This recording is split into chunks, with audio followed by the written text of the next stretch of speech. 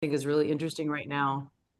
The nature of distribution has changed so much, right? That it's a little bit hard to know exactly which of the old school ways of publicizing and promoting yourself are useful, because some of them still are, Hmm. and which ones are just dinosaurs and, moving. So I used both, and I don't know if you want to start with some in some official capacity. Yeah. Uh, yeah, great. We'll do that, and then you can just ask away. Yeah, no, I study this stuff every day. That's But amazing. okay. Hi guys. Hi Anna. Thank you so much for agreeing to do this. My absolute pleasure. It's so lovely to see you. Could you introduce yourself to my followers? Yes, my name is Anna Campbell, and I am a writer, actor, producer, director, whatever sort of needs to happen to make sure that stories get told. But I think at heart, I am a person who cares very passionately about storytelling through film. That's incredible. Thank you so much for being here.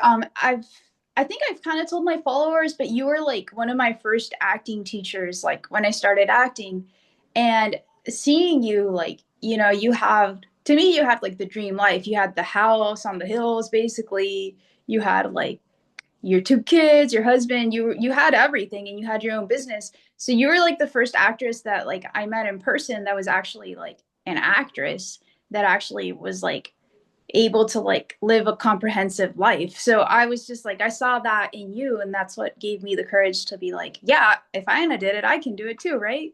Oh, that's my whole heart. That makes me feel really good. I think it's important to note that I never made all of my money as an actor. And I think that that's, I think I was always very proud that I made health insurance, which is at this point in time when we're recording about $29,000 a year paid Yeah. professionally through our union SAG-AFTRA. But that the rest of my survival money was made through teaching and through coaching and through all of the side hustles that we still have to have. I was always very fortunate that they stayed close to my original love, which was acting. And then when I moved into producing and storytelling as a means genuinely to help decide what stories would get told, that it just sort of expanded the capability that I had of using all of the tools that I had amassed over time to live as an artist, live successfully, I guess, as an artist. Right? And I think that's so cool because it's like, as an actor, like you think that like if you that that it's so black and white. Like if you're not like in Oscar winning films like with a house on the hill, people Yeah. say you haven't made it. Then they have this like misconception that you have to be starving Yeah. if you're an actor. But truthfully, like there's actors that like send their kids to college that live good lives, and you probably don't really know them by name, but like they have careers and they're happy. So I think That that's might even be that might even be easier than the full fame version of it, right? If you can't walk down the street, that changes your relationship with the world. And I think being able to be what we do, the joy of what we do to me is represent the way the world is. So if you start losing touch with it because it's become a scarier and scarier place as fame keeps you in a smaller and a smaller bubble, I think that you are less capable of representing the broader truth. But look, the whole reason I made the film that brought us back together here, was because I was fascinated by the idea that somebody else was telling me what success should look like, right? And that there was a way I was supposed to behave, and there was a way that I was supposed to have succeeded that would make me, somehow socially acceptable. And I reject that theory, like on principle. good. Yeah, I think that it's really important that we all define for ourselves what success can look like, will look like, and should. For me, and I met you, I think, as I was having kids, right? Or maybe I already had my oldest. I can't remember You where already you already had your kids. I already had both of my kids, right? Yeah, So that was always going to be important for me. And I am never going to be the person who's like having children is an important part of life. It was for me. it was for you. And it really was for me. And I always knew that. It was chemically true, right? It was a pressure that I put upon myself. I don't believe in the societal pressure of it at all. But so that's always going to mean that I'm balancing the time that's left available for career and the love that I have for my kids and the time I want with all my heart to dedicate to them. Yeah. But neither one of them is unimportant to me. So I think that the trick then becomes, okay, I'm going to be one of them is going to feel like they're suffering with a little bit less of me. I'm not going to let it feel like I'm failing in either capacity. When I'm present for one, I'm fully present for one. When I'm present for the other, I'm fully present for the other. Yeah. No, that's incredible. Like personally, like I mean, you know me, like I do aspire to have my family one day. So I do like it is something that I have in mind for, my future. But but yeah, no, seeing you talk about motherhood like that, I think it's great because it's like I feel like women don't get to talk about it as much. So Well, and look at the way Hollywood's represented it too, right? It's either a thing that you sort of is mentioned and then they're off having their own adventure, or it's the yeah. thing that's supposed to be the focus, or you're vilified for not doing it well enough, right? So Yeah. there's no show that I can think of or film that I can think of where the question isn't how well are you succeeding at being mostly, I think, because half of what we're looking for is conflict in order to create story. Hmm. But we don't ask ourselves the question of, am I doing well enough in all capacities? And who's defining what well enough looks like? Yeah. Definitely. Well, you answered my first question. The first question is like, why was this film Nora supposed to exist? Yeah. Um, my second question is, was there so Nora is, can you give us a few sentences as to what Nora is and why, Yes. again, like to tie in the first question, why you felt like this film needs to exist and it's me who has to say it? And were there any themes or scenes within the movie that scared you or terrified you to tell, but that you told anyways? Yes, every single one of them. So from the beginning, that's sort of three awesome questions rolled into one. Nora is the story of a singer-songwriter who gives up on her dreams at sort of a point of success, but without majorly crossing over into high-level success, to move back to suburbia and focus on raising her child. At the beginning of the movie, her husband goes back on tour. He's a manager of a band, and she's left behind to put everything together and try to start this new life back in the place that she was originally from. And, I think this was certainly a very personal story. At the time that I shot the movie, I had just moved back home to Portland, Oregon after living in LA for 20 years, my dream city, following my dream career, my dream path. And I actually wrote the movie before the pandemic and before I left, having purchased a piece of property that we were renting, thinking, oh my God, what if I had to live there at some point? What if that became my reality? You manifested it, Anna. I kind of manifested it, but the cool thing is I manifested it backwards, right? The movie was written out of the fear of giving up on my dreams. And when COVID happened, we lost our renters up here. It was much easier to rent down there, and I wanted a simpler environment for my kids as we came out of the pandemic.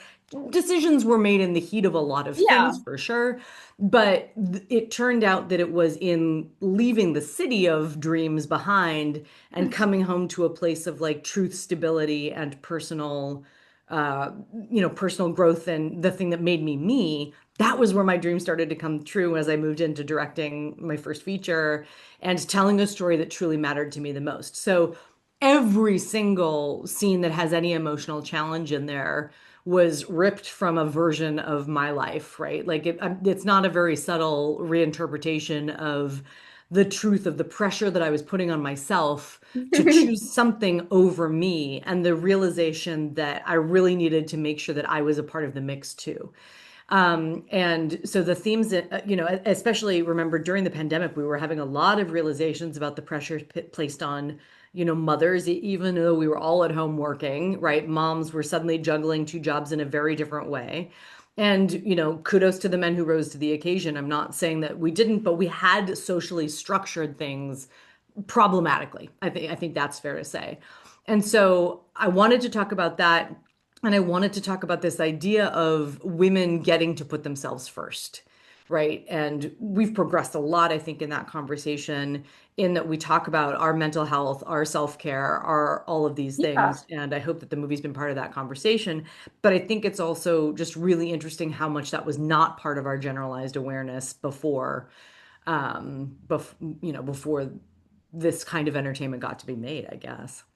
I agree. Personally, when I watched Nora, I felt like I felt like I was watching a movie where like the curtains of like a woman's life were like kind of like peeled back, and I was allowed to see that like like maybe this woman is like she's not perfect, she Nope. forgot to take her kid to the doctor on time, and the kid had like an infection, Yeah.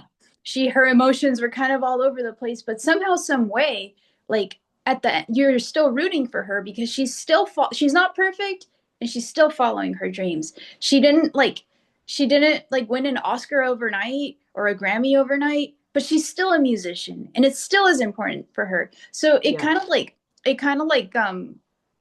I learned a lot just from watching it, and I wish I would have been like 19 when I watched it, because then like maybe I could have been like, oh wow, like it's life isn't so black and white as society structures us to believe. um and Anna, what's something you learned?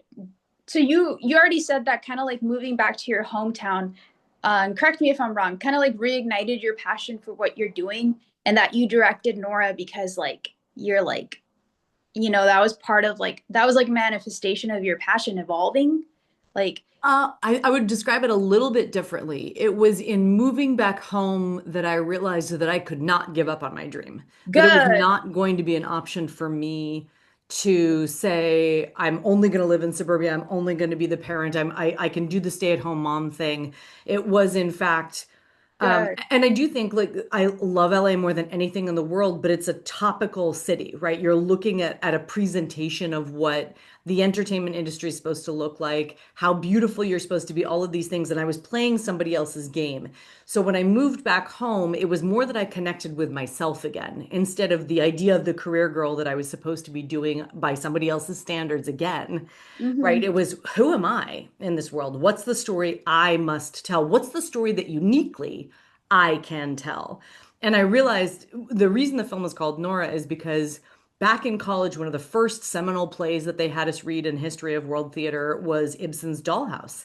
Right, Henrik Ibsen wrote this story that ends up being a seminal feminist play because at the end of the play, they call it the door slam heard around the world when Nora, the central character, after struggling to try to keep her family afloat and keep a positive face and try to be everybody's bestie and try to be, what everybody needs, she walks out and she closes the door. And audiences were like, what just happened? Because it had never been done before. And I Yeah. remember being bothered by that, but as the 19-year-old who was like, dude, sometimes if people are being rude to you, as they were in the play, you gotta Yeah. walk out. You gotta stand up for You yourself. have to. Yeah. And as a modern woman, that felt really obvious to me until I found myself in the same position of being like, wait, hold on. Someone else has to take these children for 6 hours so I can get something done, right? Yeah. Someone else needs to share this responsibility with me, not because anyone's doing anything wrong by following the patterns that have been set, but because I deserve to be still a member of society that's not just defined as mother, but by all of the other special gifts and beautiful things that I can bring to the table. Definitely. And I think it goes back to the concept of how like we as women were conditioned to like just people please. Yes. If you're not people pleasing, you're a bitch. If you're not this, you're not that. And I think like I really do believe in the concept of gatekeeping yourself, because Yes. honestly, like truthfully, if you don't set aside like that hour a day to do you, like it could be telling your partner like take care of the kids, or it could be hiring a nanny, whatever it is. If you don't set yourself first, life and the universe have a funny way of reflecting that to you. We have been fed a system that we're expected to fall under happily and be satisfied with. And Servitude, yeah, and basically. many people do, right? There are many people for whom this is a wonderful way of organizing their lives, and I am not knocking that. The question that I have, I am. especially, well, it doesn't work for me. That's what I can tell you, It does right? not Like, work for me. It pisses me off. right. It pisses me off that I'm expected to think that that's the right thing for me. And I want to be very clear. I have nothing against the stay-at-home mom. I love No, a no. woman whose life is completely satisfied by her dedication to her Yeah. children.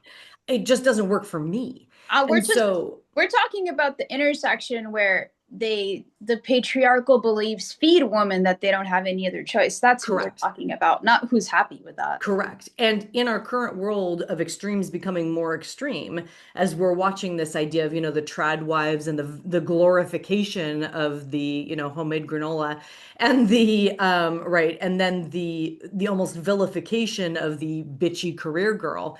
Mm-hmm. We are still playing under a set of rules that's just different from what men are playing under, and we have to redefine them for ourselves, right? Absolutely. always end up, and look, I'm not the one who's like, I need to act like a man in order to be successful. If I can't act with the community oriented feeling that's an inherent part of my love of being a woman, I'm not going to be able to do it, right? So, okay, I might Yeah. not be CEO of, not Paramount, they're in a different place right now, but I might not ever run one of the major companies, but I want to be the person who creates the community that forms the jobs that supports us all, as we choose whatever path each person individually needs to be on to feel like they're a success. So I think that was one of the reasons that when I found producing and that I'm obnoxiously organized and super type A and like the person who can see all of the details in a row, I was like, great, let me grant that skill to helping to tell the stories. And that directing turned out to be sort of just like a subset of that for me.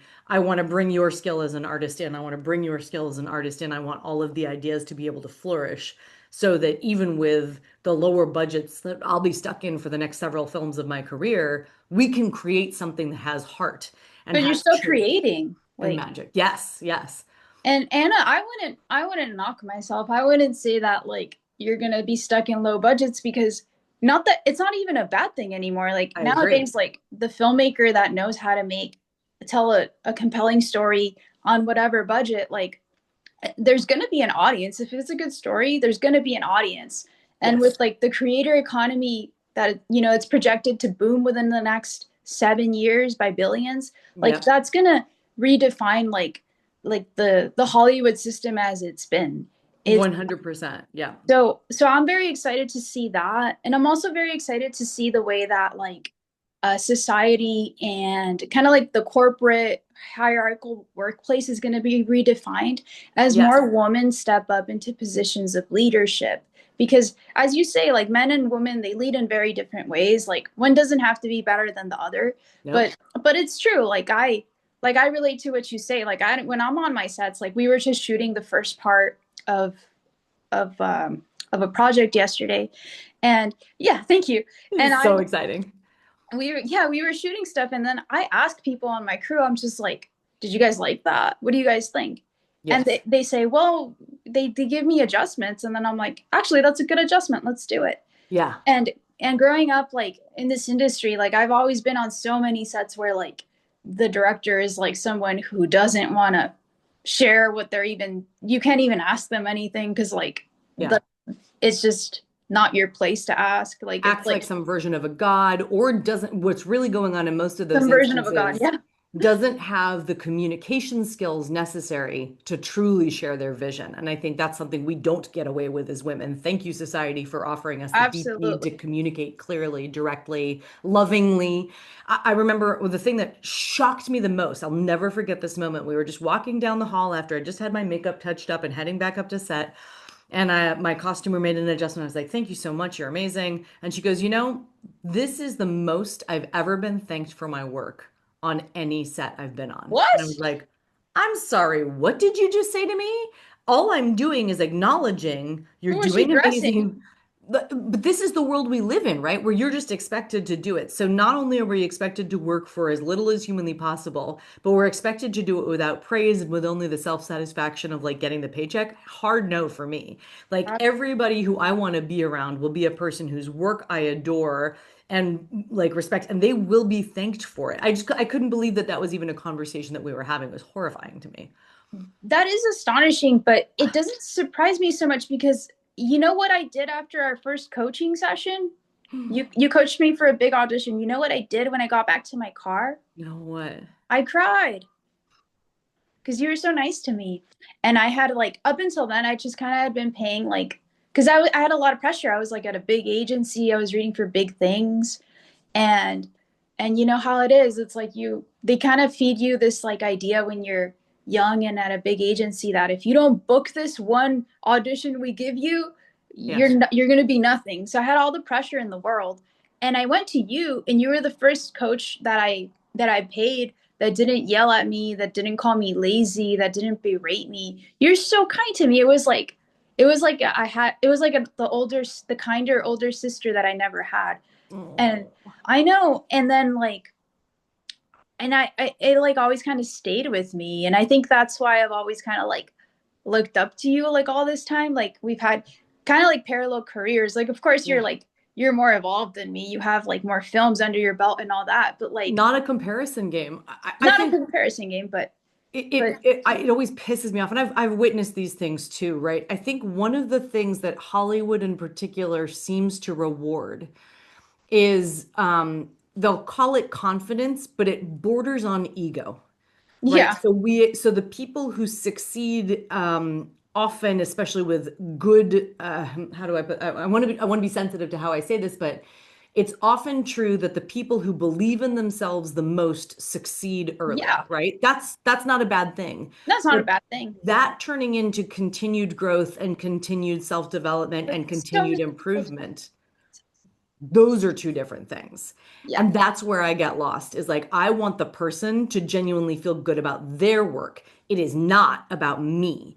It's about building up that person to be the confident person that they need to be. And all of the other things that you described do nothing but shut you down, which only leaves room for egomaniacs to yeah, actually make it through this process. And I don't want to be around people who believe that their shit doesn't stink. We can swear, right? Because that's I yeah. That's fine. great. Well, it's YouTube, so we could keep Yeah. it down. But You like, bleep the heck out of me whenever you need to. That's no okay, problem.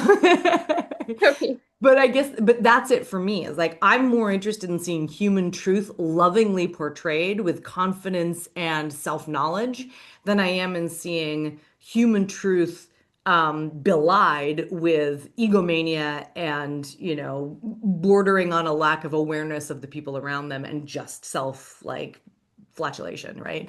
I guess I get confused what it is we're truly celebrating sometimes when I see who's succeeding over other people. And I don't, that's just not something I work well with.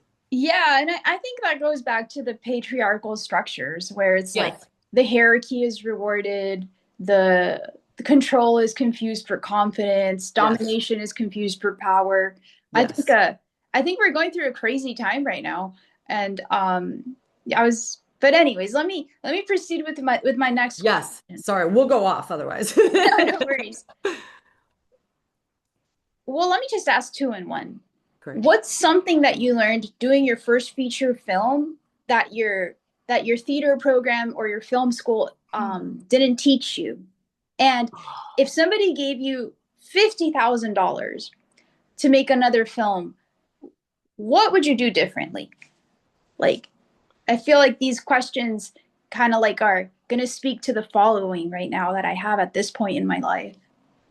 I I think that the thing that most educational programs don't focus on enough is that you are in fact not just the master of your own destiny, but you're the only person running the business of being you. Right. And that if my amazing girlfriend, Selena Ringel, who I've worked on two other projects with that were her focus projects that I supported her in, She's a both as an great actor and producer. producer. She's an She wrote amazing she wrote a producer. book, by the She way. wrote, yeah, Be the Train, an incredible book. I think I'm quoted in it at some point. Sorry, my dogs are howling in agreement back there. But she said to me, I called her up, I was like, look, I only have this much money. I don't think it's enough. I don't think that I should do this. I think I should wait until I have $1 million. And she goes, Anna, pick a date and start. That's She great. said, nobody is going to believe in your project as much as you. If you don't decide what date you want, then when you get to that date, whatever resources you have, you use those resources. We can shoot a movie on our iPhone, right? Like there's no reason that we can't like create with what we have already. Now, is it better if you have more resources? Maybe. Is it more commercially viable if you have more resources? Absolutely. But Sure. that doesn't mean that you shouldn't try. And I think that we forget that in the striving to be perfect, which is a big woman problem that we have, right? Yeah. Right. Women are The idea expected that to be perfect. there's no such thing, right? There's no There's such thing. Yeah. absolutely no such thing. And in fact, if anything, messy is the biggest thing. And if I had $50,000 to do it differently, I think the only thing that I would do, God, I don't know how to quite answer that question. This film for me was film school, right? I hadn't Yeah. directed a full feature before. I directed a handful of shorts. The things that I didn't feel super comfortable with and I felt like I was learning on the job for were the post-production elements, right? Ah. Confident in my timing and what I wanted from the edit, and I loved working with my editor, but the sound and the color for me were places where I was like, I should have thought about this ahead of time. And I think we often don't think through all the way to the final product from the beginning in Mhm. our first, obviously the greats know how to do this better than I did. But I I wish I had, don't. right? It's a I big don't. it's a big thing. And it's not knowing how to do it, right? Like if you can hire the professional who's better at it, but it's knowing what you want and what the capabilities of the current technology are in a way, like, do you want it desaturated or highly saturated? Do you want it super crisp or do you want a film grain? All of these things change the nature of the story as you're presenting it. And I just wish I had had a little bit more facility with that before I started spending money on it, because I definitely had to go back and fix my own mistakes, not the people who were doing it for me, but change Mhm. my mind. And that I think that's probably the one place that I felt like behind in. Not working with the actors, that part was delightful. Like that's my favorite. Yeah, the technical part, right? Yeah, the Yeah, no, technical. I'm the worst editor in the world. I wouldn't know what color is from color. Like Yeah. I'm just grateful I'm not colorblind is where Yeah, I'm coming from.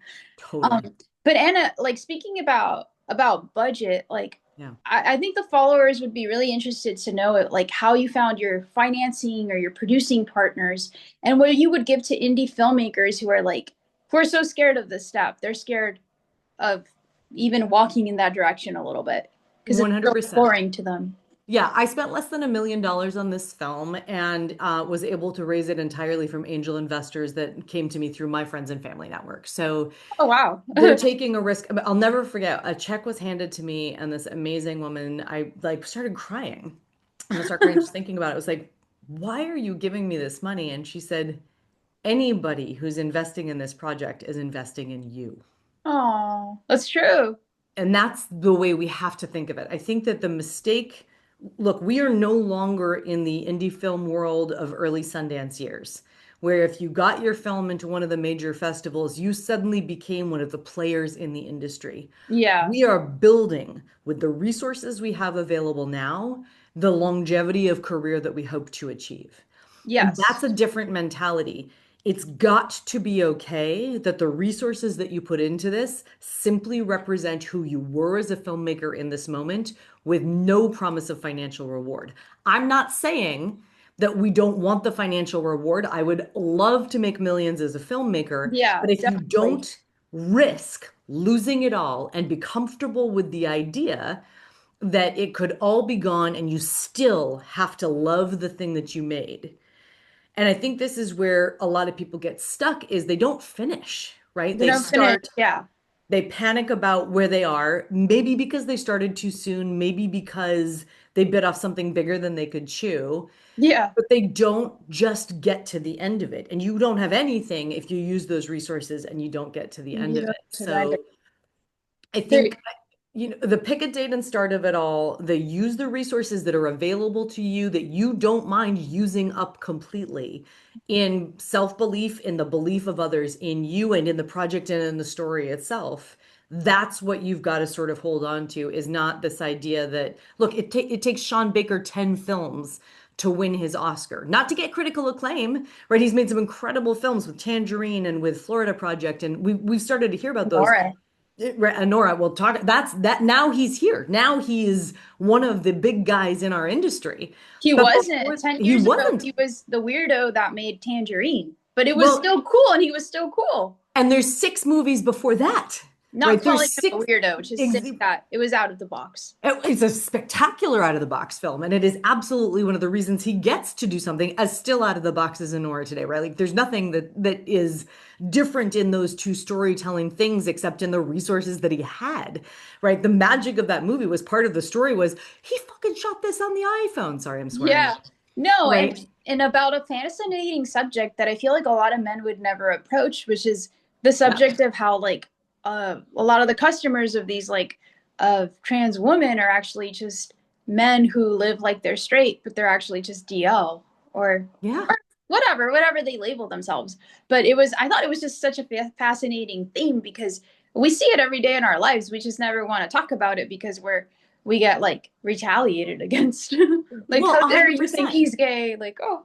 We have to tell the story we're prepared to tell. And, we're in an interesting time right now where there is ownership over the kind of stories we're allowed to tell. It's one of the reasons NORA, I think, for me, as a mom and as an artist struggling with a career changeover and change of, path that was thrust upon me as much as, self-chosen, those Yeah. stories I was allowed to tell. I'm excited for the world to open back up to us being able to explore and bring in stories of, of other people again. And I think the world is relaxing about that a little bit. Don't Yes, get me definitely. wrong.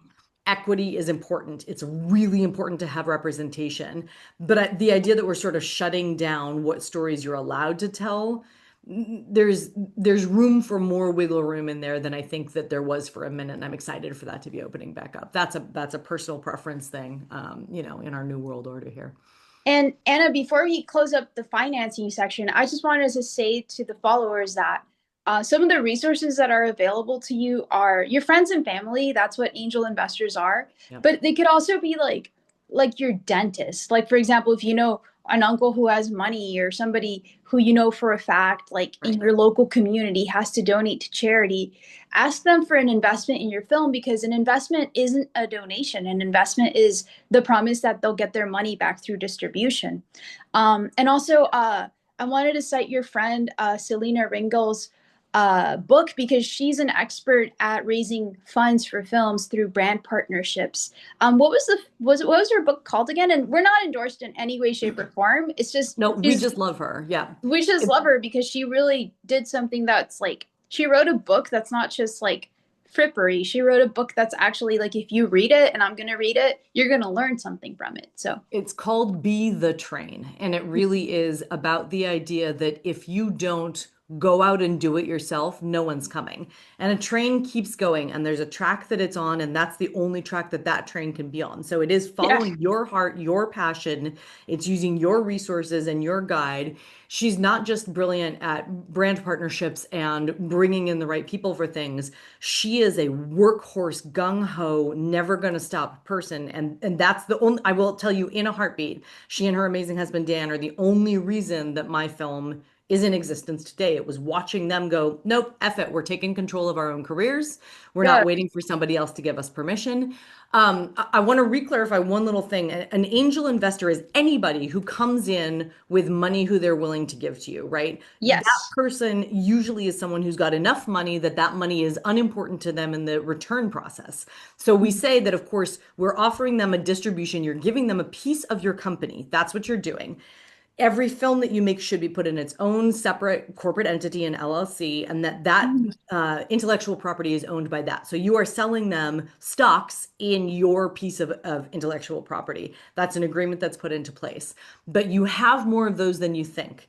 Now, those asks are probably one-time asks unless you suddenly become financially successful, and then they might consider reinvesting or investing again or continuing the Yes. investment process.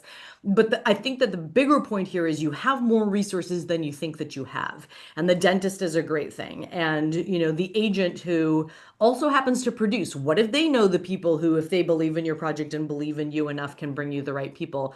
If you don't ask, you don't know. And I think in Mhm. particular as women, there were 30 years of my life where I thought I wasn't supposed to ask and I was supposed to wait politely for it to come to me, and it will never come. It It just doesn't happen that way. it No. doesn't. And, I love all of the talk that we have about manifesting and all of that, but that just actually means ask the question and be ready to hear no. You're going to hear no 90% of the time, but that means you have to ask 100 times to get 10 yeses, right? As opposed to not Yes. asking and then being confused why it's never coming to you. That's to me the inherent difference right there. And yeah, no, I love that. And Yeah. I just wanted to wrap this up with questions about like femininity, about like creating as a woman. Um, Mhm. do you inherently think that women tell stories differently? Like, Yes. and and I don't want an answer that highlights our disadvantages because I don't think women have disadvantages. Nope. I Simply differences. I Yeah. see posts on Instagram about how like we suffer so much because we're women, but to me that's a waste of time to be honest because I like my gender, I don't want to change it and I can't change it. I mean I could these days, but I don't want to. Yes. um Yes. so Well, like what do you think is our superpower as storytellers and how do you overcome any perceived obstacles like maybe like that you would have thought that younger you would have been like, "Oh, I can't do this." Like what how do you step into that director role? What's the superpower women have? What's your superpower as a female director? I think that there's a couple of things that are going on, which is the story path that we think of as the traditional story path, the three-act structure with rising action, a big situation, and then a fall. That's an inherently male path, right? When you think about the chemical difference between men and women, and I am the last person who's going to pretend that we're the same thing. A man has the same chemicals at birth. They continue to grow, they grow, they grow, they grow, they grow. At some point, they taper off and they fall. So when we think of what we call the traditional story path, it's a growth, big peak action, and then a happy fall off. Women do not operate on that cycle. Women operate on a cyclical learning and redoing and death and repeat and learning. So we have to tell a story that goes a little bit more patiently, a little bit more peacefully, where the growth comes from repeated bits. You'll see in my story, there's a lot of elements that come back and then back and then back and then back. And that doesn't mean that there's not growth. It just means that we're not talking about a huge rising action to a fall. One of the most Cyclical learning and cyclical growth. learning. And by the way, we think of this when we think of Joseph Campbell's, right, the power of myth, the hero's journey. He's only talking about the male journey. The female version of this exists historically in all previous storytelling forms, but it's been wiped out by the power of the patriarchy dominating the way we tell stories. I'm not knocking it. That's just what's happened, right? Yeah, I'm not even absolutely. angry about it, but it We means don't even that care I anymore. am We're just not just deeply aware that the story that I'm telling is one that's female focused. Like, I don't give a shit if anybody besides women reads that story, right? Understands that story. And I think that for me, it's that one of the most painful comments I ever got about the film was an old white male producer who was like friend of a friend. I was like, oh my gosh, this guy's going to come in and he's going to watch my movie and he's going to save me and he's going to put me in the middle of Hollywood and I'm going to make millions of dollars, right? He gets back on the phone. He clearly didn't like it. And the first thing he says is, yeah, I don't really like fantasy. And I was like, you've literally produced films with huge fantastical elements. So that's not true. You just didn't respond to this one. And then he said, um, why did you also play her so anxious? Like it wasn't appealing oh for her my to be God. so anxious. And I said to him, my entire experience of being a woman has been fraught with the anxiety that somebody might not find me appealing. And Yep. and I guess this story just isn't for someone who hasn't experienced that. Thank you so much for your time. I'm really honored that you watched my film, and you're clearly not the right person to help me along. I'm And we glad got off the phone with him I'm thinking that glad he you was said that. feeling really great about himself, but I literally said exactly that. And that alone was the biggest moment in my development as a storyteller. So the film was Good. finished. The film was done. The film was in the can, and I'm finally shopping it around. And what I heard several times from older white males specifically was, yeah, but you shoulda, right? It's like, no. This is here, right? If you can't connect to this, that's totally fine. Yeah, I'm it's looking for not the for them. person who connects with it. Don't tell me what's wrong with me. I don't accept that anymore. That Yeah. was the growth. The lack of acceptance that an older white man would be able to tell me how I'm supposed to Yeah. be doing things and make me doubt myself in the story that I was trying to tell. I think that's the simplest way to put it. Good for you, Anna. And It's and big. that's incredible because it's like, I mean, I've had that too. Like I've sent my my films that I've completed to people and like and it usually it kind of usually is old white men who are like, where's the Well, film? Where's how the are they going film? to connect? How are they going to connect to a film about the struggle of motherhood, about the struggle Yeah, of a queer identity, about the struggle of, something that they haven't girl experienced, of a right? woman. Yeah. Right, being anything other than who they are. We as women, by the way, have a huge benefit because with the empathy that I think comes a little bit more, not just inherently, but has been trained into us to have to approach the world with more understanding instead of this bull in the china shop approach. And again, I want to be very clear. I'm not suggesting that all men are like this. I think we have a No, that, beautiful generational gap in there and the way that men are even approaching things now. there's great men out there. Wonderful men out there, but the traditional version of what industry has looked like has been consistently the same story, the same way. It's a rise and it's a fall, right? And right now, what we're experimenting with in the most spectacular and exciting of ways is okay, we're segmenting which films should be seen and brought to which audiences. And that I think is the next thing that is, as filmmakers, we need to do. And I think you're doing beautifully by building an audience on these Thank you. platforms, is saying, hold on, how do I get to my people? Right? Not all of the people. How do I get to the people who will want to and identify with this story? That's all that matters. It doesn't matter if I get to the grand everybody of a Marvel movie anymore. Even Yeah, those aren't functioning the way that they used to. So yeah, where's my segmented audience? And can we all just like go have a snuggle? definitely. Because I think people need to be seen. I liked when I was a little girl. I liked watching Star Wars and all that, but Yeah. I couldn't really relate to like a tall, masculine white Jedi. I kind of Yes. had to see myself in like, I don't know, maybe Matilda with Miss Honey. Like everybody, like no matter who you are, like gay, skinny, black, attractive, bald, like everybody deserves to feel seen. Everybody deserves to feel that Yes. they matter in the world. Everybody deserves to see themselves on screen, and everybody Yes. deserves to see somebody who looks like them on screen to show them what could be possible for them. I think that's the Yes. power of storytelling. And I just want to wrap up this interview, Anna. Thank you so much for your time. As always, like you've My given me your pleasure. time and your generosity, even when you had no time to give because you're so busy all the time. I'm such a nutter. But what advice would you give to your younger self before she believed that she could direct a film? I think that would be the perfect cutoff for the I wish audience. I wish someone could have told her to genuinely believe in herself earlier. I don't think I'm inherently that different of a person. I think that the difference is now I'm not letting anybody else's idea of who I should be get in the way of who I am. And I was always even for me, I thought that it was crossing 40, but I think it was also just giving myself You're permission. 40?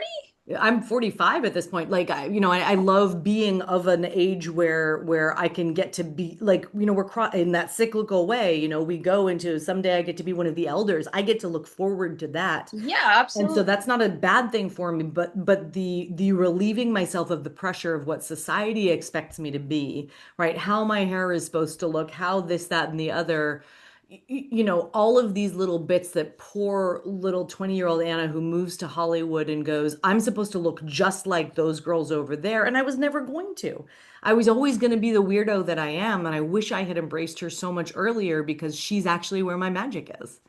Anna, you have a timeless beauty. I don't know why you always say that about yourself, but I But let's understand. be honest. I appreciate your perspective.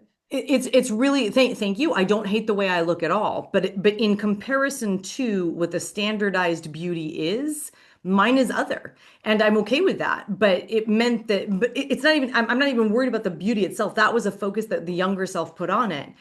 That squelched the true magic, which is all internal, right? So whatever the face looks like, whatever the hair looks like, if you're not bringing your entire heart to something, you're missing 85% of you. I don't care what the external looks like.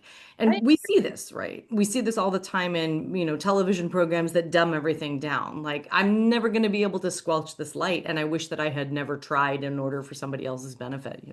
That's all. Definitely. And I just wanted to say a comment about beauty. I honestly think that beauty comes from the inside. Yes. I think that that's why representation is so important. I hope that we can see a future where, like, for example, Latinos are represented as the people that they are, not just for their hardships. I Yes. I would also like a future where people with like disabilities are able to see themselves, Yes. like skin conditions. Beauty is on the inside, and as a filmmaker, I like to I like to emphasize that. Like, so I hope that if little girl out there is seeing this and she's hard on herself, I hope that she remembers that, she's loved and she's beautiful. Beauty may sell tickets, it does not create value. There you And go. I think that if we aren't celebrating the true heart of a person, a people, a subset of humanity, then we're not doing ourselves any services as a whole. And I do think that if you look back at all of the women who have been our leading ladies. And I think in particular, this generation, as we're aging through and as that are coming up, you're not looking at the most spectacularly traditionally beautiful. You're looking at the most interesting. And I And so like for all of those of yeah, us out there who went, oh, I should have been more beautiful and something better would have been happening. No, I think it's that if you had been more true to yourself, your true beauty would have shown through. Yeah. definitely. Yeah.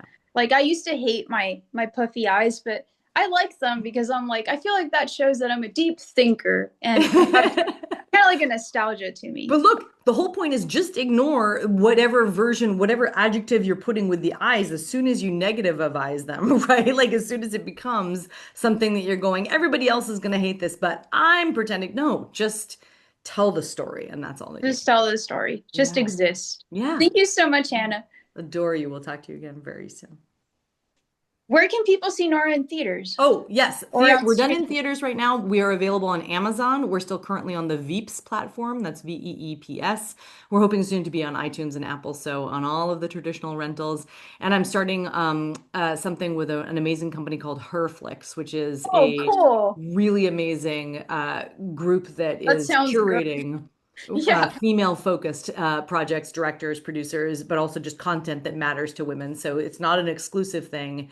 It's a very personalized group of films and projects that matter to the idea of femininity and the female way. that's so cool. And can people follow you on social media? Is it cool if I link down your Instagram? You're on Yes. Instagram. Are you on TikTok or anything We else? love it. Yes, I got on all of them. I'm Anna will talk or Anna will tick, I think, on TikTok, Anna will gram on Instagram, because I was trying to tell myself I was actually going to do these things. And guys, I'm terrible at it. I'm really working on my socials. And then on YouTube, I think I'm Anna will Maybe too. I can run them for you. Yeah, that would be amazing. Please, somebody else do it. Free of cost. I'll run them for you. You're amazing. You're so sweet. That's what I do.